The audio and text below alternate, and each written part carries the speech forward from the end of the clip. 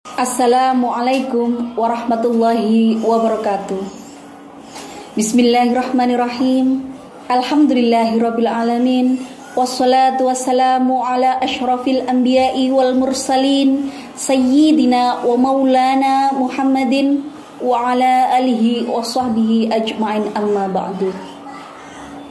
Yang kami hormati Dewan Juri sekalian, sahabat-sahabat Fatayat NU, dan pemirsa dimanapun Anda berada yang dirahmati Allah. Alhamdulillah, pada kesempatan yang insya Allah penuh berkah ini, saya akan menguraikan terkait perempuan sebagai agen perdamaian di era globalisasi. Perempuan ikut bertanggung jawab dan berperan serta atas opini ataupun pendapat dari umat lain terhadap Islam, yang mana Islam adalah agama yang universal, agama yang rahmatan lil alamin, yang menjunjung nilai toleransi, seperti firman Allah dalam surat Al-Anbiya ayat 107, "Wa ma arsalnaka illa rahmatan lil alamin", yang artinya tiadalah kami mengutus kamu melainkan sebagai rahmat kepada semesta alam. Disinilah peran perempuan sebagai agen perdamaian dimulai dari lingkungan keluarga, masyarakat sekitar, lingkup nasional sampai dengan internasional. Mengapa di sini saya sebutkan sampai dengan lingkup internasional? Kita tahu bahwa sekarang adalah era globalisasi di mana segala sesuatunya serba cepat, serba hebat, dan serba digital. Dari sini kita dapat mengambil suatu pelajaran dari sisi negatif maupun sisi positif. Peran perempuan sebagai filter dimulai dari lingkungan keluarga, yang mana nantinya akan menjadi seorang ibu.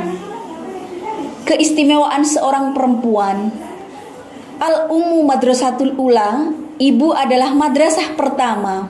Secara medis kita tahu bahwa perempuan yang cerdas akan melahirkan generasi yang cerdas pula.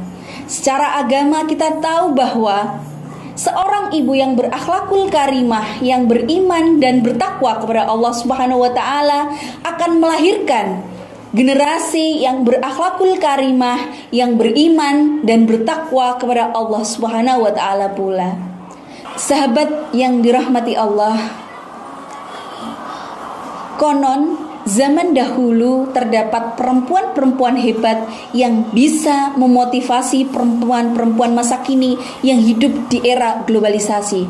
Yang pertama adalah Khadijah binti Khuwailid, di mana beliaunya adalah seorang perempuan sukses dalam bidang perdagangan. Kemudian ada lagi Zainab binti Jahsy, di mana beliau adalah seorang penyamak kulit binatang. Hasilnya beliau sedekahkan kepada orang-orang yang berhak di sekitarnya. Berikutnya lagi ada Asy-Syifa, seorang perempuan yang ada pada masa kekhalifahan Umar radhiyallahu an. Beliau adalah seorang penulis di mana diutus untuk mengelola pasar sehingga menjadi maju di kota Madinah.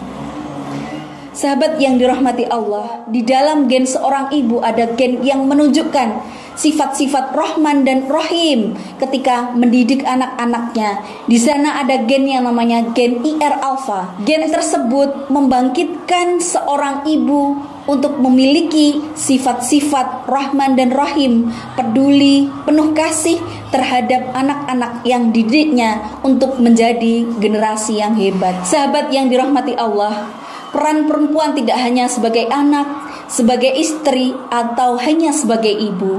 Lebih dari itu, perempuan adalah pengabdi kepada masyarakat. Di sini perempuan berperan aktif di dalam menyampaikan dan mengembangkan aspirasinya untuk kepentingan umat, di mana aspirasi-aspirasi tersebut sesuai bidangnya dan tentunya sesuai dengan kodrat yang ada pada perempuan.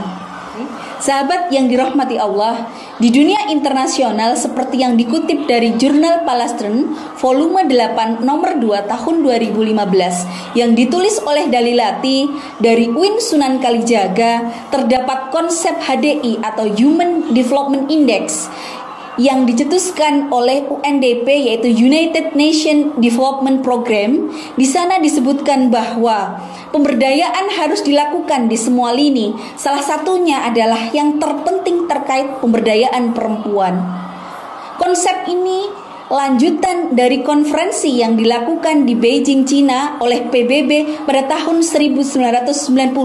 Didukung penelitian berikutnya oleh Mark Plus Insight terkait slogan woman. Di sana ada kepanjangan dari istilah woman. Yang pertama adalah W-nya adalah well-being atau kesejahteraan. Kemudian ada O-nya adalah optimistik, bahwa perempuan harus optimis, tidak boleh pesimis untuk menjadi perempuan hebat, agen perdamaian. Berikutnya lagi ada istilah M, perempuan dengan istilah multitasking, bahwa perempuan bisa menyeimbangkan antara aktivitas di dalam dan di luar rumah sesuai kodratnya.